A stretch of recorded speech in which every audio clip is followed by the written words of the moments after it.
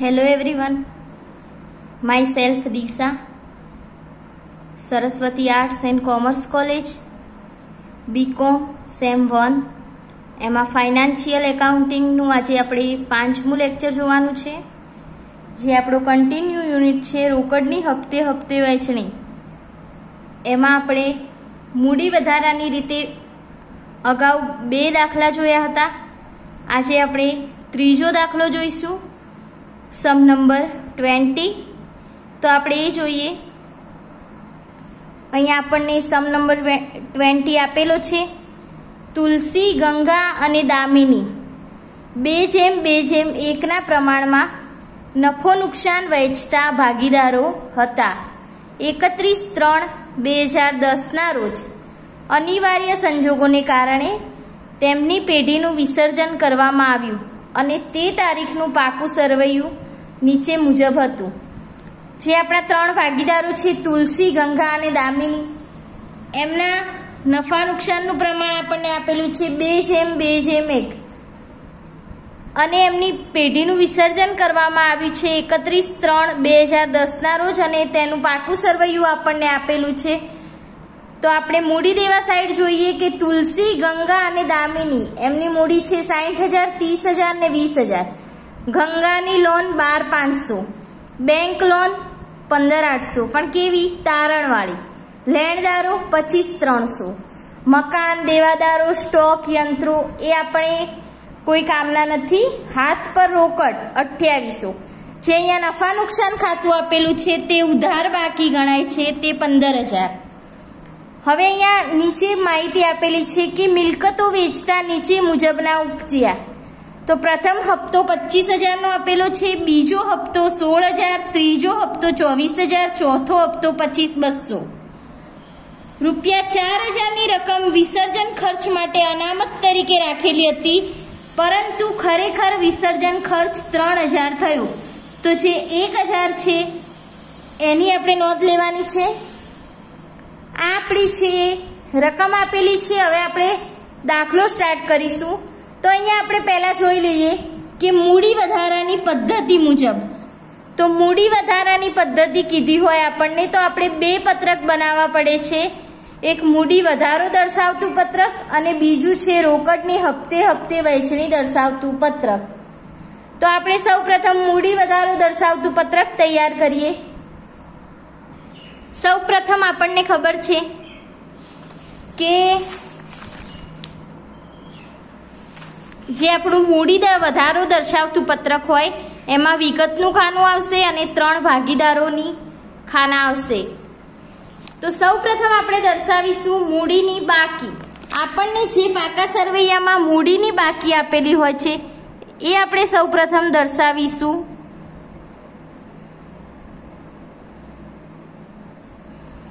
તો તુલસીની છે 60,000, ગંગાની છે 30,000 અને દામિનીની છે 20,000. આપણું નફા નુકસાનનું પ્રમાણ આપેલું છે 2:2:1. હવે આપણે કોઈ નફાની બાકી આપેલી હોય, એ જમા બાકી આપેલી હોય, એટલે કે સામાન્ય અનામત આપેલી હોય, કોઈ નફાની જમા બાકી આપેલી હોય તો એ આપણે મૂડીની બાકીમાં એડ કરીશું. પરંતુ આપણને કોઈ ઉધાર બાકી આપેલી હોય નફા નુકસાનની કે કોઈ ઉપાડ આપેલો હોય તો તે આપણે મૂડીમાંથી બાદ કરીશું. જે નફા નુકસાનનું પ્રમાણ આપણને 2:2:1 પ્રમાણ આપેલું છે એ પ્રમાણમાં આપણે જે આપણને મિલકત લેણા સાઈડ નફા નુકસાન ખાતું આપેલું છે એ ઉધાર છે તો એ બાદ કરીશું. તો અહીંયા આપણે એવું લખીશું માઇનસ નફા નુકસાન ખાતું ઉધાર. કેટલું છે? 15,000. તો 15,000 ગુણ્યા 2/5 તો એની કિંમત આવશે 6,000 અને 3,000. હવે કોઈ બીજી માહિતી આપણને આપેલી હોય તો એમાં માઇનસ કરવાની, ઉપાડ આપેલો હોય તો માઇનસ કરવાનો, પરંતુ આપણી જે રકમ આપેલી છે એમાં કોઈ જ ઉપાડ આપેલો નથી. તો આપણે અહીંયા હવે ખરેખર બાકી શોધી લઈશું. ખરેખર બાકી 60,000 માંથી 6,000 જાય તો 54,000, 30 માંથી 6 જાય તો 24,000 અને 20 માંથી 3 જાય તો 17,000. આ જે ખરેખર બાકી આવી આપણી, એને આપણે જે આપણું નફા નુકસાનનું પ્રમાણ છે એના વડે ભાગી લઈશું.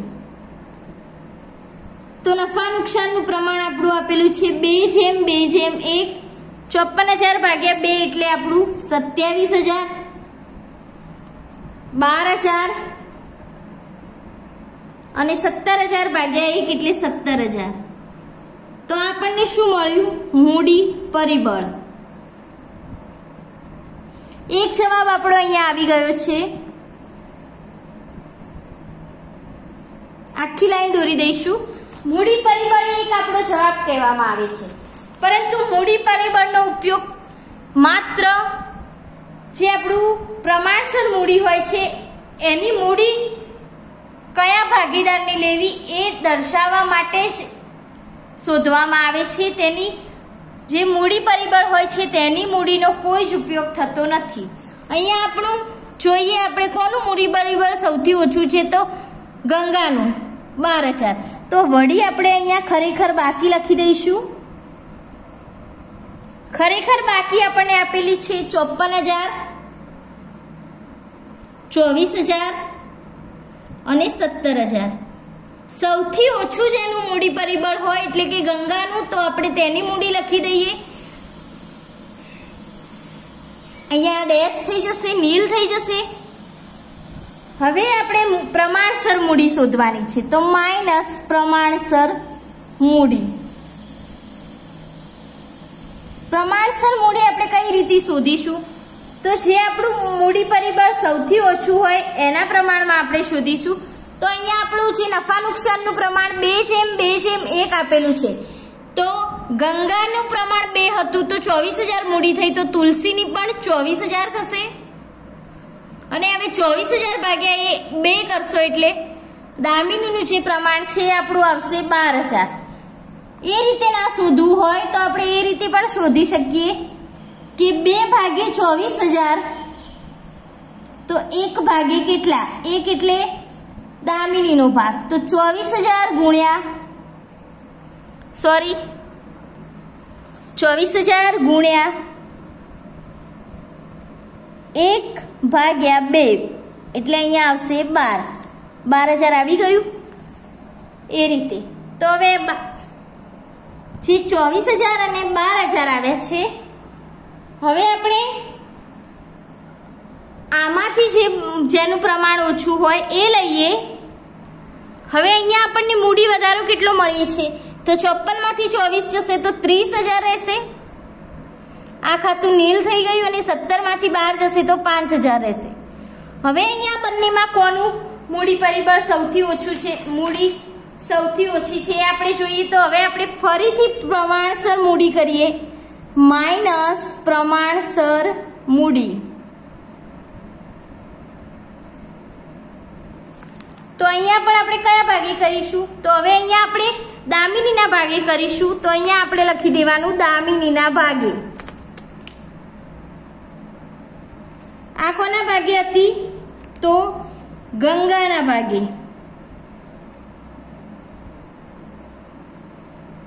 હવે દામિનીના ભાગે આપણે જસ્ટ ગણતરી કરી લઈએ. તો 1/5,000 તો 2 ભાગે કેટલા? 5 દુ 10 ભાગ્યા 1 એટલે 10,000 આવશે અહીંયા. અને અહીંયા નીલ, અહીંયા પણ નીલ, અહીંયા 5,000 સોરી. 30 માંથી 10 જાય તો 20. નીલ નીલ. આ થયો આપણો મૂડી વધારો.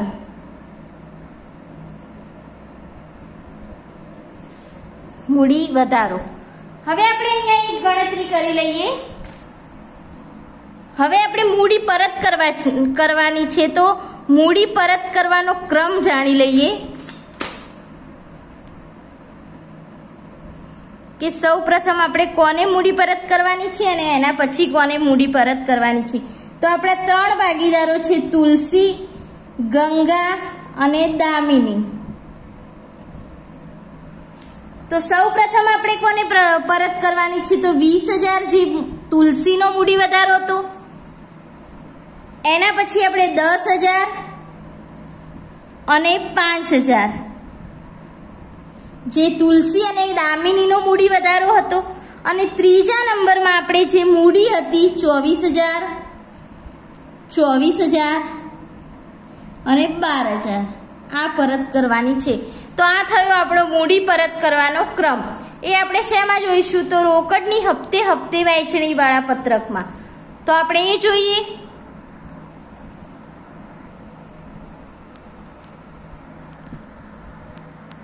આ છે આપણું રોકડની હપ્તે હપ્તે વહેંચણી દર્શાવતું પત્રક. તો એમાં જે વિગતનું ખાનું આવશે, પછી સૌપ્રથમ કયું ખાનું આવશે? તો સૌપ્રથમ આવશે તારણવાળી લોન.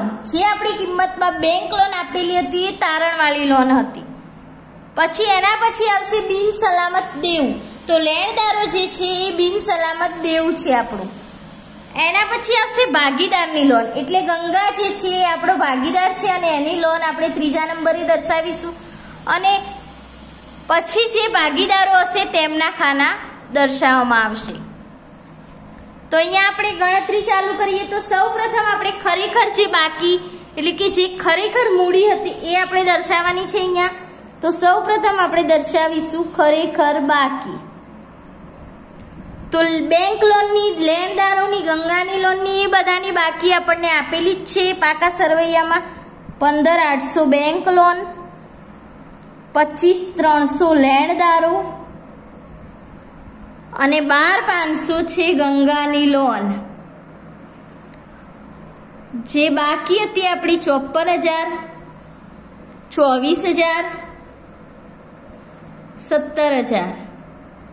અહીંયા એક વાત ધ્યાન રાખવાની કે જે ભાગીદારોની મૂડી આપણને પાકા સરવૈયામાં દર્શાવેલી હોય છે એ અહીંયા દર્શાવવાની નથી. આપણે અહીંયા ખરેખર જે મૂડી હોય છે એ દર્શાવવાની હોય છે.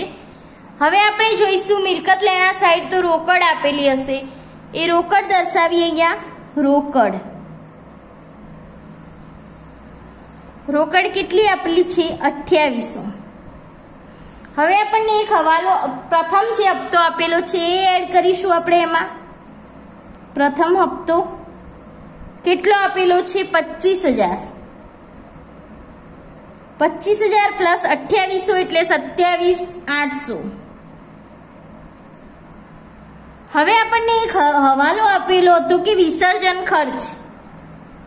વિસર્જન ખર્ચ અનામત તરીકે 4,000 રાખવાના હતા આપણે. તો એ અહીંયા આપણે જે અને થયો હતો 3,000. એ 3,000 આપણે છેલ્લે જોઈશું. પહેલા જે રાખવાના હતા એ જોઈ લઈએ. તો 27,800 માઇનસ 4,000 વિસર્જન ખર્ચ અનામત, તો 23,800. આટલા રૂપિયા આપણી જોડે બચ્યા છે. હવે આપણે એમાંથી સૌ પ્રથમ દેવું ચૂકવવાનું સ્ટાર્ટ કરીશું. તો સૌ પ્રથમ ચૂકવાશે બેંક લોન. બેંક લોન આપણને આપેલી છે 15,800. આપણી જોડે પૂરતા રૂપિયા છે તો આપણે બધી જ બેંક લોન ચૂકવી દઈએ. Bank loan 15,800.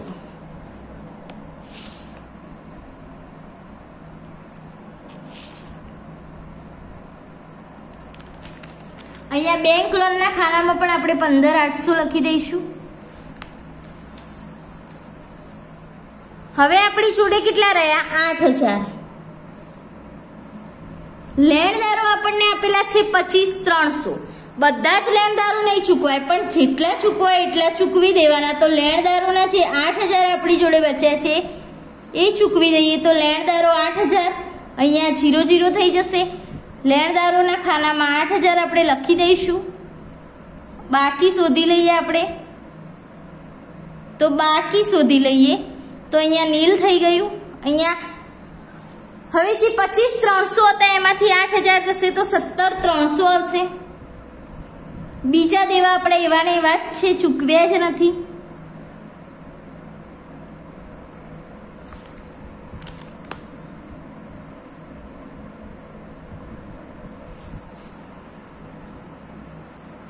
હવે અહીંયા આપણો પહેલો હપ્તાનો હિસાબ પૂરો થાય છે. હવે બીજો હપ્તો જોઈએ. તો બીજો હપ્તો આપણને કેટલો આપેલો છે? 16,000. લેણદારો છે આપણા 17,300. તો જેટલા પણ લેણદારો આપણે ચૂકવાતા હોય એટલા ચૂકવી દઈએ. તો લેણદારોને આપણે બધા જ ચૂકવી દઈએ 16,000. અહીંયા નીલ, અહીંયા 16,000. ફરીથી આપણે બાકી શોધી લઈએ. તો લેણદારોને આપણે કેટલા ચૂકવ્યા? 16,000. તો પણ લેણદારો આપણા 1300 જેટલા બાકી રહે છે. હવે 12,500 અહીંયા બીજા કોઈ દેવા આપણે ચૂકવ્યા નથી, તો એની બાકી લખી દઈએ અને 17,000 અહીંયા. હવે ત્રીજો હપ્તો આપણો આવશે. તો ત્રીજો હપ્તો આપણો આપેલો છે 24,000. 24,000 માંથી સૌ પ્રથમ આપણે જેટલા બી લેણદારો બાકી રહ્યા છે 1300 આપણા એ ચૂકવી દઈએ. 1300 લેણદારો ચૂકવશો એટલે અહીંયા આપણી જોડે રહેશે 22 ને 700. 1300 ચૂકવાઈ ગયા, લેણદારો થઈ ગયા નીલ. સોરી, અહીંયા બાકી શોધવી પડશે આપણે. હવે આપણે ગંગાની જે લોન છે 12,500 એ ચૂકવી દઈએ. આપણી જોડે પૂરતા પૈસા છે. તો ગંગાની લોન 12,500. ગંગાની લોન આપણે 12,500 ચૂકવીએ તો આપણી જોડે વધશે 10,200. ગંગાની લોન આપણે ચૂકવી દઈએ 12,500. તો એના ખાનામાં પણ આપણે 12,500 લખવા જરૂરી છે. હવે આપણે જોઈએ આગળ.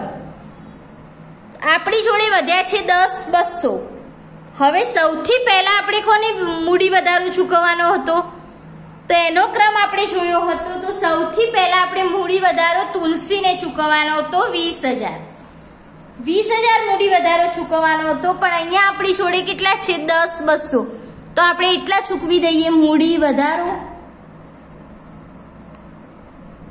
તુલસી 10,200 ચૂકવી દઈએ. તો અહીંયા કંઈ જ નહીં વધે. હવે જે તુલસીનો મૂડી વધારો છે એ આપણે ચૂકવી દઈએ. તો બાકી શોધી લઈએ. હવે આપણી જોડે ત્રીજા હપ્તાના રૂપિયા અહીંયા પતી ગયા છે. તો અહીંયા નીલ, અહીંયા પણ નીલ. લેણદારોની ચૂકવાઈ ગયા છે. ગંગાની લોન પણ ચૂકવાઈ ગયા છે. હવે 54,000 માંથી જે 10,200 છે 43,800 વધશે. અહીંયા વધશે 24,000 અને 17,000. હવે આપણો ચોથો હપ્તો જોઈએ, છેલ્લો હપ્તો. તો ચોથો હપ્તો આપેલો છે આપણને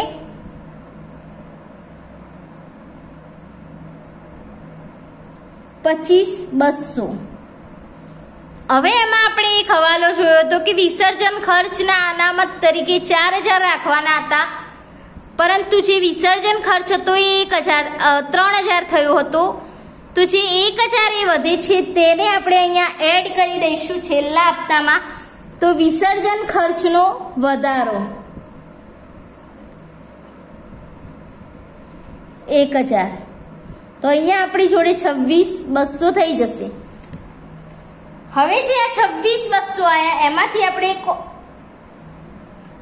અહીંયા 26,200 આયા છે એમાંથી આપણે અહીંયા 10,200 તુલસીના ચૂકવ્યા હતા. ચૂકવવાના હતા 20,000. 10,200 ચૂકવ્યા હતા. વધ્યા 9800 રૂપિયા ચૂકવવાના. 9,800 તુલસીનો વધારો ચૂકવવાનો બાકી હતો. તુલસીનો મૂડી વધારો તો એ ચૂકવી દઈએ સૌ પ્રથમ. તો 26,200 માંથી 9800 જાય એટલે કેટલા રહેશે? 16,400 રહેશે આપણી જોડે.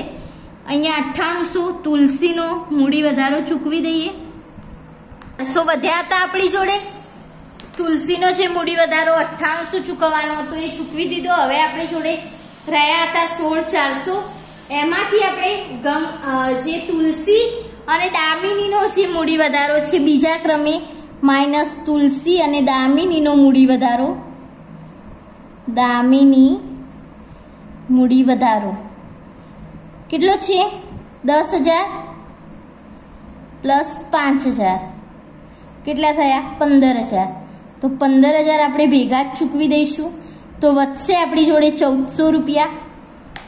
જે આપણા છે તુલસી અને જે દામિની છે એમના આપણે ચૂકવી દઈએ તો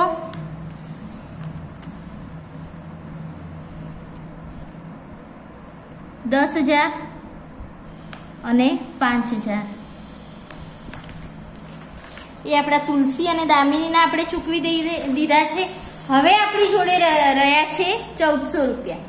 તો એ જે 1,400 રૂપિયા રહ્યા છે અને આપણે ત્રણેય ભાગીદારોને આપણે ચૂકવવાના રહ્યા છે 24,000, 24,000 અને 12,000. તો એટલી રકમ આપણી જોડે પૂરતી નથી. તો આ જે 1,400 છે અને આપણે નફા નુકસાનના પ્રમાણમાં વહેંચી દઈશું. તો માઇનસ નનું પ્રમાણ કેટલું છે? 2:2:1. તો 1,400 વહેંચી દઈશું. અહીંયા 0 0 થઈ જશે. 1,400 એની ગણતરી જોઈ લઈએ તો 1,400 ગુણ્યા 2 ભાગ્યા 5 કેટલા આવશે? 560, 560 અને 280. છેલ્લે લાસ્ટમાં આપણી જે બાકી આવે છે એ શોધી લઈએ તો 23,440, 23,440 અને 11,720. આ જે આપણી છે બાકી વધે છે એને આપણે શું કહીશું? જે આપણા 23,440, 23,440 અને 11,720 જે છે એટલા જે આપણા ભાગીદારો હતા તુલસી, ગંગા અને દામિની એમને ઓછા પરત કરવામાં આવ્યા છે. તો એમની માટે એક ખોટ ગણાય. તો અહીંયા જવાબ આપણે લખીશું માલ મિલકત નિકાલ ખાતાની ખોટ.